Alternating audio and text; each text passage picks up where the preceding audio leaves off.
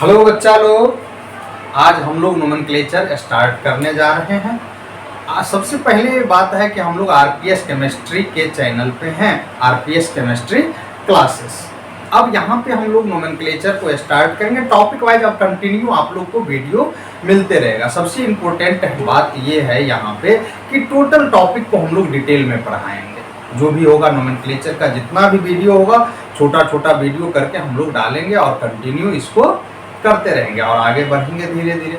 तो नोमेनक्लेचर कहते किसको है? नोमेनक्लेचर कहते किसको है? तो नोमेनक्लेचर कहते हैं हम लोग नेमिंग करने को। नेमिंग करना जो है उसी को नोमेनक्लेचर कहा जाता है। तो अब नेमिंग करना किसको कहते हैं भाई, ये भी नहीं जानते। ये हम जान लें कि नेमिंग करना कहलाता है जैसे हम किसी का नाम रखें। जैसे बच्चे जन्म लिए तो उसकी माता पिता या जो भी है, मामा मामी चाचा चाची जो भी है, उनके कुछ नाम रखते हैं, तो वो नेमिंग करना कहलाता है।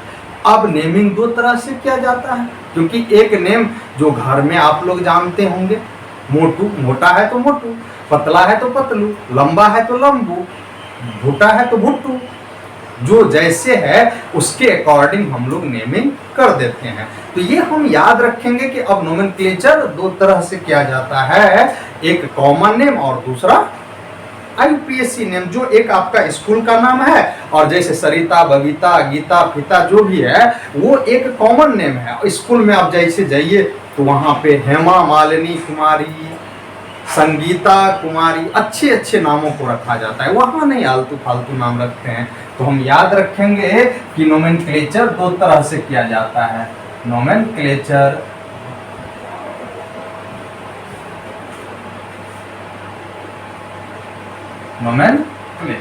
नोमेनक्लेचर मतलब नेमिंग करना। हम लिख लेंगे ब्रैकेट में, जो नेमिंग करना कहलाता है। तो नेमिंग दो तरह से किया जा सकता है, एक कॉमन नेम और दूसरा आईयूपीएसी नेम। बताइए कि आईयूपीएसी का फुल फॉर्म क्या है? आईयूपीएसी, आईयूपीएसी, इसी को हम लोग आई पैक पढ़ते हैं।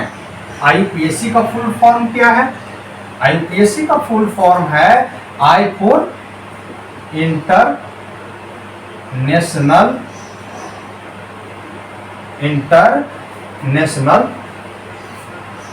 Union, U for union of pure and A for applied, C for chemist। ये हम लोग याद रखेंगे कि नोमेनक्लेचर का फुल फॉर्म है international union of pure and applied chemistry. तो अब हम लोग पढ़ेंगे किस नेम को है? दोनों नेम को पढ़ेंगे। यहाँ पे ये कॉमन नेम है, कुछ कॉमन नेम फिक्स रहेगा। जैसे कहा जाता है कि 7-8 कार्बन के लिए ही कॉमन नेम एप्लीकेबल है, लेकिन आईयूपीएसी नेम ऐसा नहीं है। 20, 40, 60, 80 जितने भी कार्बन होंगे उस सब के लिए एप्लीकेबल है। तो अब हम कॉमन नेम जैसे बता दें कि ये CH3 आपको बताए थे, ये सोर्स पे बेस्ड है या स्ट्रक्चर पे बेस्ड है? सोर्स पे बेस्ड का मतलब जैसे लंबा है तो लंबू कह दी, मोटा है खा पी के थोड़ा चौड़ा हो गया तो उसको मोटू कह देंगे, ज्यादा पतला हो गया तो उसको पतलू कह देंगे, और बीमारियां हो गया तो कह देंगे बीमारियां हवा। ऐसे ऐसे नेमिंग किया जाता है। तो ये सोर्स पे बेस्ड है या स्ट्रक्चर। मोटू क्या है? सोर्स पे बेस्ड नहीं है, ये स्ट्रक्चर पे बेस्ड है। वो ज्यादा फैल गया तो उसको हम लोग मोटू, आप लोग सीरियसली नहीं लीजिएगा, आप लोग को नहीं कहा जा रहा है। तो ये यहाँ पे इसको हम लोग कॉमनली कहते हैं मिथाइल अल्कोहल, मिथाइल अल्कोहल। अब इसका आईयूपीएसी नेम क्या है? CH3OH का। CH3OH का आईयूपीएसी नेम है 1-मीथेनॉल, या इसी को लिखते हैं मीथेन 1 ऑल। तो ये हम लोग पढ़ेंगे, आगे समझेंगे कंटिन्यू कि कहाँ पे क्या नेमिंग किया जाता है और किस तरह से नेमिंग किया जाता है, इस बात को भी याद रखेंगे।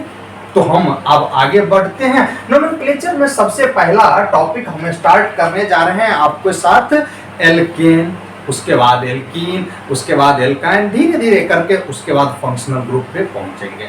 तो नोमेनक्लेचर ऑफ एल्केन हेडिंग लगाइए, इसको नोट करके।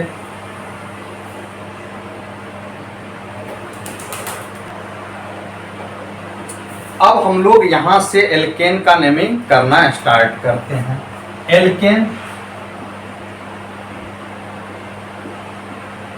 एल्केन, इसको एल्केन को कॉमनली क्या कहते हैं जानते हैं? एल्केन को हम लोग कॉमनली कहते हैं पैराफिन्स, पैराफिन्स। ये सब पॉइंट हम याद रखेंगे जो एल्केन को पैराफिन्स कहते हैं। ये बताइए कि इसको पैराफिन्स कहते क्यों है?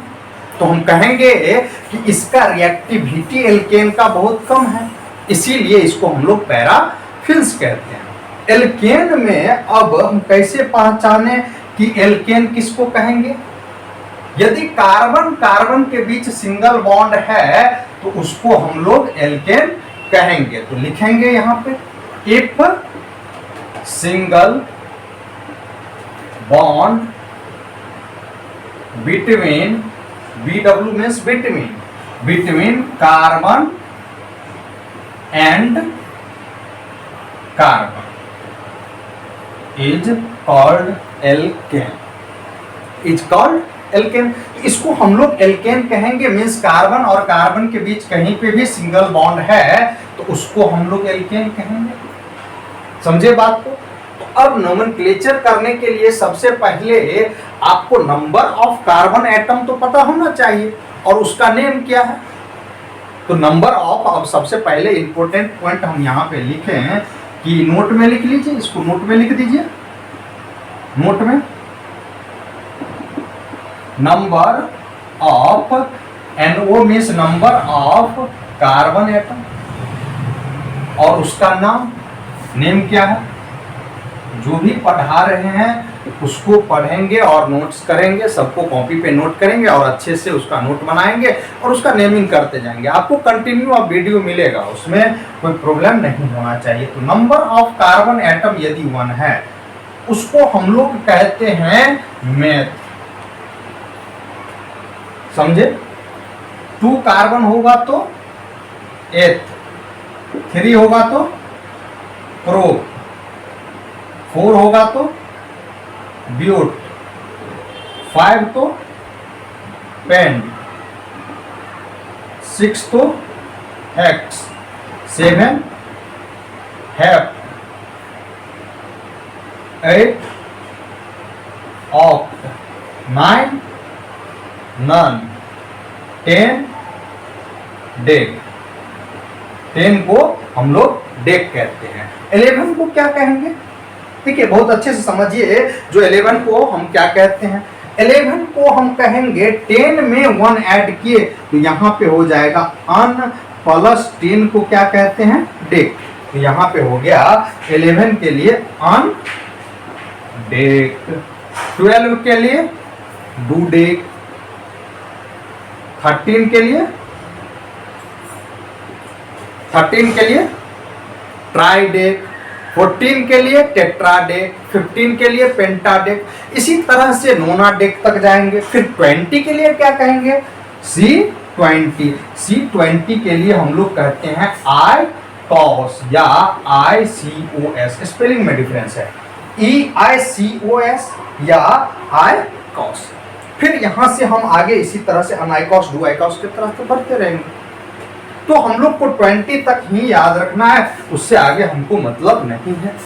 एग्जाम में आपको उतना डिटेल में नहीं पूछा जाएगा, तो हम 20 कार्बन तक ही याद रखेंगे। मान लीजिए 21 से आगे आपको याद रखना है तो कहेंगे अनआइकॉस, फिर यहाँ पे उसी तरह से लगाएंगे, यहाँ पे अनआइकॉस, डुआइकॉस, ट्राइआइकॉस, टेट्राआइकॉस, पेंटाआइकॉस, हेक्साआइकॉस, ऑक्टाआइकॉस, नोनाआइकॉस, यहाँ तक हम काउंट करेंगे। और उसके बाद 30 को क्या कहते हैं? हेक्ट काउंट कहते हैं हम लोग। तो यहाँ पे इसको नोट कीजिए, और नोट करने के बाद फिर आगे बढ़ते हैं हम लोग। अब हम लोग आगे बढ़ते हैं। नंबर ऑफ कार्बन एटम और उसका नेमिंग कर लिए, नंबर ऑफ कार्बन एटम और उसका नेमिंग कर लिया। अब इससे आगे बढ़ते हैं जो किस तरह से नेमिंग करेंगे। तो अब हम कह सकते हैं कि इसका नेमिंग जो है चेन पे डिपेंड करेगा। चेन कहने का मतलब वैसा चेन जिसमें केवल और केवल 2 टर्मिनल हो। 2 टर्मिनल कहने का मतलब यहाँ पे देखिए, हम फर्स्ट कंडीशन बना देते हैं। पहला number, if chain contain only 2 terminal, मतलब वैसा चेन जिसमें केवल और केवल 2 टर्मिनल होगा। और यदि 2 टर्मिनल है तो उसको हम लोग कहेंगे एल्केन ही होगा। If chain contain only 2 terminal, if chain contain only 2 terminal. अब 2 टर्मिनल किसको कहते हैं, देखिए तो इस बात को अच्छे से समझिए। CH2 CH3 इस तरह से है। तो यहां पे हम टर्मिनल का बात करें तो यहां देखिए ये 1 टर्मिनल, टर्मिनल कार्बन, इसी को हम लोग टर्मिनल कार्बन को TC कह देते हैं। ये भी एक टर्मिनल है तो इसको भी हम टर्मिनल कार्बन कह देते हैं। देखिए आपको कुछ आता है नहीं आता है उससे नहीं मतलब है, हम यहाँ पे एक एक पॉइंट करके धीरे धीरे समझेंगे। इसका और स्ट्रक्चर एक्सप्लेन करना हो तो हम चेन को काउंट कर लेते हैं 1 2 3। Total number of carbon atom in chain कितना 3। तो यहाँ पे अब जब 3 हो गया तो यहाँ पे हम 3 कार्बन को दिखा दें। एक पॉइंट को याद रखेंगे कि हमेशा जो है कार्बन 4 ही बॉन्ड बनाता है। Carbon make only 4 bond. अब ये रीजन हम लोग इनऑर्गेनिक केमिस्ट्री में समझेंगे जो क्या है इसका रीजन, जो 4 ही बॉन्ड क्यों बनाता है। तो यहाँ पे हम रीजन दे सकते हैं, इसके पास 4 बॉन्ड है तो 1 2 3 1 था, 1 2 3 4 बॉन्ड कंप्लीट। यहाँ पे ऑलरेडी 2 बॉन्ड था, इसके पास हुए यहाँ 1 बॉन्ड और है 3 बॉन्ड एक्स्ट्रा लगाना पड़ेगा हमको। तो यहाँ पे देखिए हाइड्रोजन का नंबर यहाँ पे 3, 1 हाइड्रोजन 2 हाइड्रोजन 3 हाइड्रोजन, यहाँ पे 2 हाइड्रोजन, यहाँ पे 3 हाइड्रोजन। तो ये हम स्ट्रक्चर को कंप्लीट कर लिए। अब यहाँ पे यदि चेन में केवल और केवल 2 ही टर्मिनल हो तो उसके लिए नेम हम करेंगे, नेमिंग करेंगे, बेस नेम बना देते हैं। बेस नेम है क्या, फिर इस बात को हम समझें। बेस नेम कहते हैं उस नेम को जो एक ऐसा ढांचा, जैसे ईंट को बनाने के लिए एक ढांचा का हम यूज करते हैं।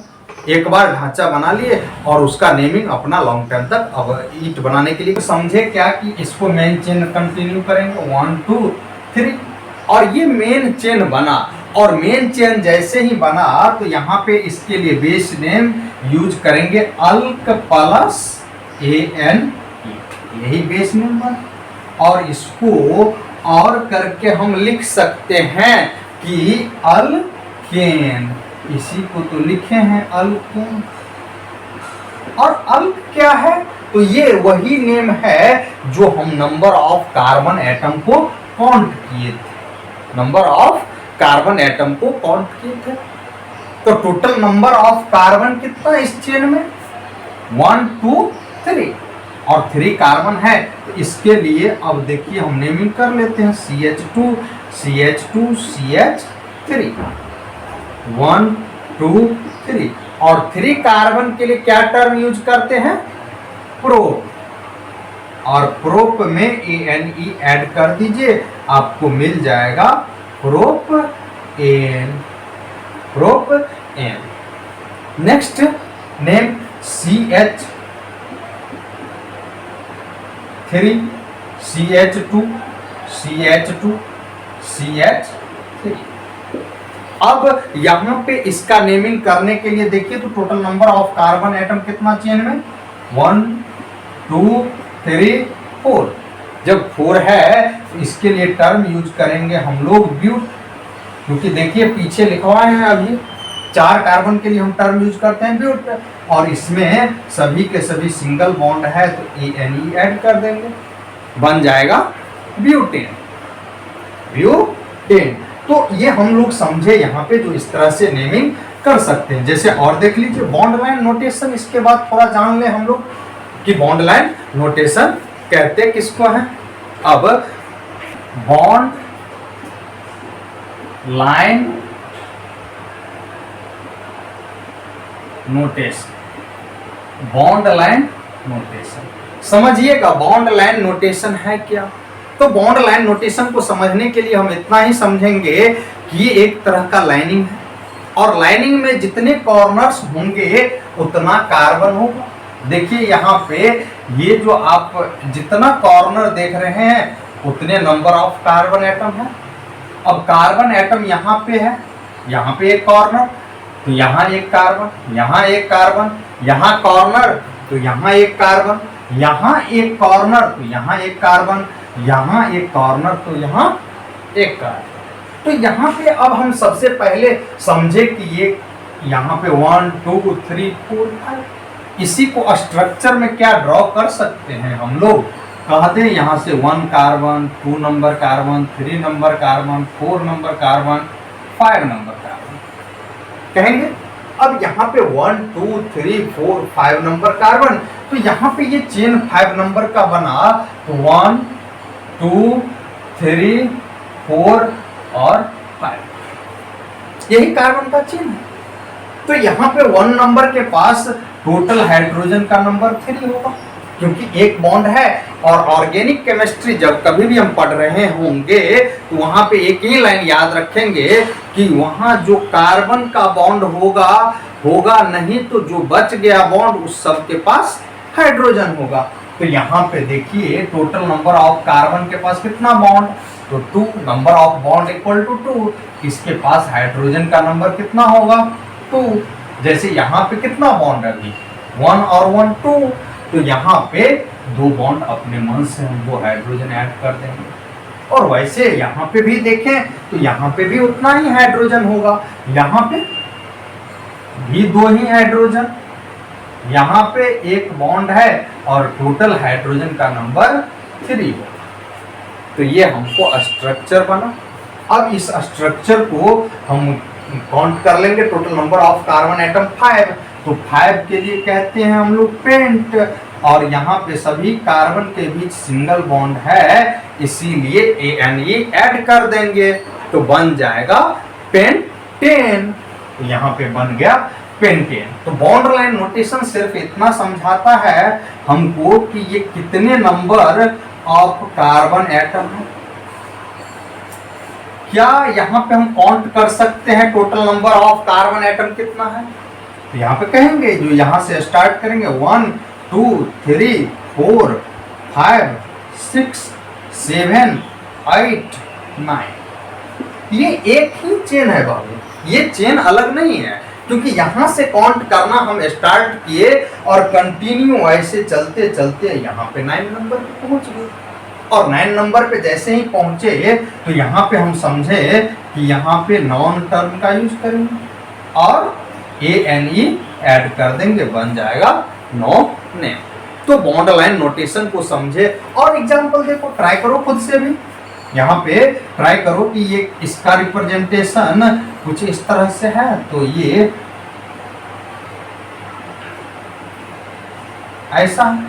Total number of carbon atom कितना है कमेंट करके बताना, जो total number of carbon atom कितना है और इसका नेम क्या होगा, तो हम ट्राई कर सकते हैं। तो ये रहा आपका बॉन्ड लाइन नोटेशन और सिंपल एल्केन का नेम।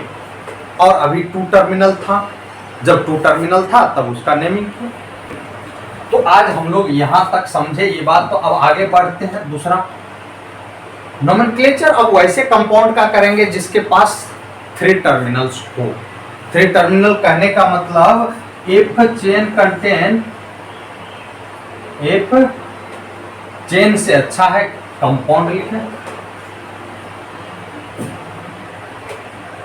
कंपाउंड कंटेन कितना टर्मिनल, ओनली 3 टर्मिनल। एक कंपाउंड कंटेन ओनली 3 टर्मिनल। वैसा कंपाउंड जिसके पास 3 टर्मिनल हो, तो देखिए CH3 CH CH3 ये कंपाउंड है, इसके पास टोटल नंबर ऑफ टर्मिनल कितना हो गया, 1 टर्मिनल। टर्मिनल मतलब एंड कार्बन, एंडिंग कार्बन, जो लास्ट कार्बन है उसी को हम लोग टर्मिनल कार्बन कहते हैं। तो यहाँ पे 1 टर्मिनल कार्बन, 1 टर्मिनल कार्बन। यहाँ पे टोटल नंबर ऑफ कार्बन जो है टर्मिनल में वो 3 है। तो यहाँ पे हम देख रहे हैं कि 3 टर्मिनल कार्बन है। इसका नेमिंग कैसे करें? तो अब हम यहाँ पे सबसे पहले पॉइंट याद रखेंगे कि मेन चेन कहाँ से सर्च करें। Main chain means longest continuous chain. Rule बना देते हैं कि यहाँ पे सबसे पहले आप मेन चेन को सर्च कीजिए। Search the main chain, search the main chain. Main chain को आप सर्च कीजिए। मेन चेन और पैरेंट चेन और लॉन्गेस्ट कंटिन्यूअस चेन, उसी सबको कहते हैं हम लोग मेन चेन। तो यहाँ पे ये मेन चेन सर्च करेंगे। उसके बाद जो चेन से बाहर चला जाए, अब उसको क्या कहेंगे? देखिए यहाँ पे इसी एग्जांपल को हम रिपीट करते हैं। CH3 CH CH3 CH3। अब यहाँ पे total number of carbon atom in chain यहाँ पे सर्च करने के लिए यहाँ पे देखिए कि ये कार्बन नंबर 1, ये 2।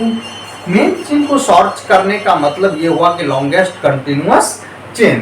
तो यहाँ पे 1 2 और यहाँ आएंगे तो 3 और यहाँ भी जाएंगे तो 3। ये चेन में इंक्लूड नहीं होगा। जो चेन में पार्ट इंक्लूड नहीं होगा उसको हम लोग कह देंगे सबस्टिट्यूएंट। उसको कह देंगे सबस्टिट्यूएंट। और ये सबस्टिट्यूएंट जो चेन से बाहर चला गया उसको अब हम नेमिंग करने के लिए यहाँ पे कहेंगे कि ये लोएस्ट पोजीशन पे आना चाहिए, लोएस्ट पोजीशन पे आना चाहिए। तो कहेंगे यहाँ पे नंबरिंग उधर से कीजिए, जो सबस्टिट्यूएंट लोएस्ट पोजीशन पे आ जाए। यहाँ पे तो दोनों साइड से सेम पोजीशन है, लेकिन अब यहाँ पे लिखेंगे जो नंबरिंग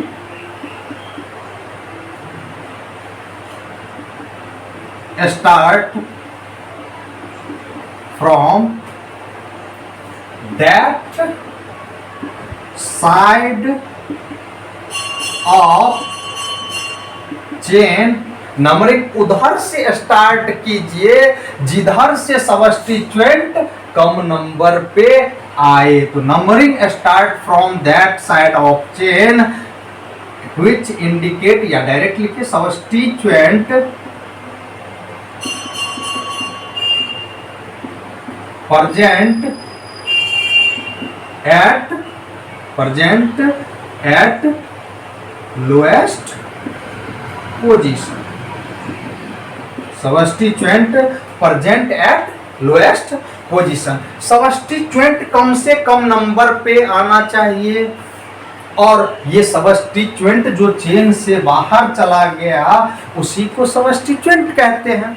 इस बात को हम समझे कि सबस्टिट्यूएंट उसको कहेंगे जो चेन से बाहर चले जाए। तो यहाँ पे ये चेन से बाहर चला गया, इसीलिए इसको हम सबस्टिट्यूएंट कह रहे हैं। और ये सबस्टिट्यूएंट जैसे ही चेन से बाहर गया तो इसका नेम क्या होगा? तो यहाँ पे ये बन गया एल्काइल ग्रुप। एल्काइल ग्रुप अब किसको कहते हैं, इसको हमको जानना पड़ेगा। एल्काइल ग्रुप इतना नोट कीजिए, उससे आगे फिर समझाते हैं। Alkyl group, alkyl group Gp4 group है, एल्काइल ग्रुप। अब एल्काइल ग्रुप किसको कहते हैं? तो एल्काइल ग्रुप हम कहते हैं, अब देखिए नोमेनक्लेचर में जितना टर्म हम स्टार्ट किए अभी पढ़ाना, इसको 1 बाय 1 पढ़िएगा। एल्केन जब तक कंप्लीट नहीं होगी तब तक आप कंटिन्यू अच्छे से पढ़ते रहिएगा। जैसे ही हम एल्केन को कंप्लीट कर लेंगे तो आपको नोमेनक्लेचर में फिर कुछ बचेगा नहीं, वही रूल सारे जगह अप्लाई होगा। चाहे एल्कीन आए, एल्काइन आए, अल्कोहल आए, कुछ भी आएगा तो उसका हम सिंपली अप्लाई कर देंगे, उसका कुछ अपना रूल बनेगा और नेमिंग का रूल रेगुलेशन यही रहेगा। इसीलिए आप लोग एल्केन को बहुत अच्छे से पढ़िए। तो एल्काइल ग्रुप किसको कहते हैं? तो कहेंगे कि एल्केन से जब एक हाइड्रोजन को हटा देंगे, एल्केन से जब एक हाइड्रोजन को बाहर कर देंगे तो हमको मिलेगा alkyl group. Good, alkyl group. तो यहाँ पे हमको बन गया एल्काइल ग्रुप। अब हम जनरल मॉलिक्यूलर फॉर्मूला जानते हैं एल्केन का क्या होगा, बहुत पहले पढ़े होंगे, CnH2n plus CnH2n plus 2 9th class से ही पढ़ते आ रहे होंगे, और जो ICSE बोर्ड से होंगे उसके लिए तो 8th क्लास से पढ़ते आ रहे होंगे। कार्बन एंड इट्स कंपाउंड है 8th क्लास में, पियर्सन के बुक में है। तो यहाँ पे हम ये जानते हैं कि CnH2n प्लस 2 ये हाइड्रोकार्बन मतलब एल्केन का कॉमन फॉर्मूला है, मतलब जनरल मॉलिक्यूलर फॉर्मूला। और CnH2n प्लस 2 इस बात को हम जानते हैं कि यहाँ पे n इक्वल टू क्या है, number of carbon atom, number of carbon atom. अब हमको ये बताइए कार्बन एटम यदि 1 है, इसके पास हाइड्रोजन का नंबर कितना होगा? तो इसको जानने के लिए जनरल मॉलिक्यूलर फॉर्मूला अप्लाई कर देंगे। C1 मतलब 2 × 1 प्लस 2 होगा। तो यहाँ पे हम कह सकते हैं C2 × 1 2 प्लस 2 मतलब 4 CH4। तो यहाँ पे जनरल मॉलिक्यूलर फॉर्मूला आपसे पूछा जाता है, नीट जेईई दोनों में पूछा जाएगा, जो जनरल मॉलिक्यूलर फॉर्मूला बताइए। तो जनरल मॉलिक्यूलर फॉर्मूला एल्केन का बना CnH2n प्लस 2। देखिए यहाँ पे एक हाइड्रोजन को बाहर करेंगे तो यहाँ हाइड्रोजन में से 1 माइनस कर देंगे, यहाँ पे हाइड्रोजन में से 1 माइनस कर देंगे। जब 1 माइनस करेंगे तो यहाँ पे ऐड किए थे हम ANE को हटा करके YN, ये भी बात याद रखें। और यहाँ पे जैसे ही हाइड्रोजन से माइनस किए तो CnH2n प्लस 2 माइनस 1, मतलब हमको फॉर्मूला क्या बना एल्काइल ग्रुप का, CnH2n प्लस 1। ये हमको एल्काइल ग्रुप का फॉर्मूला जो जनरल मॉलिक्यूलर फॉर्मूला है ये बन गया। और एल्काइल का मतलब ये हुआ कि यहाँ पे फ्री बॉन्ड हो। फ्री बॉन्ड कहने का मतलब हुआ एल्केन से एक हाइड्रोजन हटाए तो वो बॉन्ड फ्री हो गया, उससे कोई एटम और ग्रुप अभी अटैच्ड नहीं है। तो यहाँ पे अब हम चलते हैं CH4 के पास। CH4 को जानते हैं क्या कहते हैं, तो इसको कहते हैं हम लोग मीथेन। मीथेन, और मीथेन से एक हाइड्रोजन को हटाएंगे तो बनेगा मिथाइल मीन्स CH3, यही फ्री बॉन्ड है। मिथाइल को Me से हम रिप्रेजेंट करते हैं, याद रखेंगे Me IUPAC का ये रिप्रेजेंटेशन है। C2H6 ये इथेन है, इसका देखिए जनरल मॉलिक्यूलर फॉर्मूला ये है, इसका ये रिप्रेजेंटेशन CH3, यही इसका रिप्रेजेंटेशन। यहाँ से एक हाइड्रोजन को हम रिमूव करने जा रहे हैं, बनेगा C2H5। C2H5, और ये C2H5 को हम क्या कहेंगे, ये है इथेन। और यहाँ पे एक हाइड्रोजन जैसे ही हटाए तो बन गया इथाइल। इथाइल, तो यहाँ पे हम इथेन से एक हाइड्रोजन को जैसे ही हटाए तो बना इथाइल। तो यहाँ इथाइल बनने के बाद आगे अब बढ़े, इसको हम लोग ET से रिप्रेजेंट करते हैं। C3H8 इसको क्या कहते हैं हम लोग, प्रोपेन। और इससे जैसे ही एक हाइड्रोजन हटाएंगे तो बनेगा प्रोपाइल। मतलब C3H7 और प्रोपाइल को PR से रिप्रेजेंट करते हैं। हम लोग इतना टर्म को याद रखेंगे। इसको मिथाइल कहते हैं, इसको इथाइल कहते हैं, इसको प्रोपाइल कहते हैं। कोई जरूरी नहीं कि इतना ही है, अब और सारा पूछ सकता है। यदि ब्यूटेन है उससे एक हाइड्रोजन हटा दीजिए तो बन जाएगा ब्यूटाइल। पेंटेन है उससे एक हाइड्रोजन हटाइए पेंटाइल। समझे बात को? तो ये हम लोग यहाँ पे समझे। इतना को समझने के बाद इतना नोट कीजिए पॉज करके, फिर आगे बढ़ते हैं। तो अब हम लोग इस कंपाउंड का जो बचा हुआ था वहां पे नेमिंग उसको कंप्लीट करते हैं। CH, CH3, CH3। तो यहाँ पे इस कंपाउंड का अब हम नेमिंग करने जा रहे हैं। यहाँ पे नेमिंग करने के लिए देखें कि ये चेन से बाहर हो गया, और जैसे ही चेन से बाहर हुआ तो यहाँ से काउंटिंग स्टार्ट किए 1 2 और 3, 1 2 3। तो जैसे ही यहाँ पे ये काउंटिंग स्टार्ट किए तो 1 2 3, जैसे ही स्टार्ट किए तो यहाँ पे 1 2 3। तो अब देखिए यहाँ पे इसका नेमिंग करेंगे। जैसे ही नेमिंग करेंगे तो यहाँ पे देखिए कि यहाँ पे इसको क्या कहते हैं। अब ये हम बाहर किए थे, अब ये हम बाहर, तो यहाँ पे इसको हम कट करके बाहर कर लेंगे। जैसे ही बाहर करेंगे तो हमको ऐसा दिखेगा। देखिए तो ये CH4 का पार्ट है। जैसे ही CH4 से एक हाइड्रोजन हटाए तो बनेगा CH3, मीथेन से बनेगा मिथाइल। तो यहाँ पे हम कह दें 2 नंबर पे मिथाइल हो गया। और जब कभी भी नेमिंग करेंगे तो सबसे पहले सबस्टिट्यूएंट को लिखेंगे, देन मेन चेन को। तो 2 मिथाइल और टोटल कार्बन 3, तो प्रोप और ANE ऐड कर देंगे, 2 मिथाइल प्रोपेन बन जाएगा। समझे बात को? तो हम लोग के पास मेन मकसद क्या हुआ कि सबसे पहले मेन चेन को सर्च कीजिए। CH2, CH, CH3, CH2,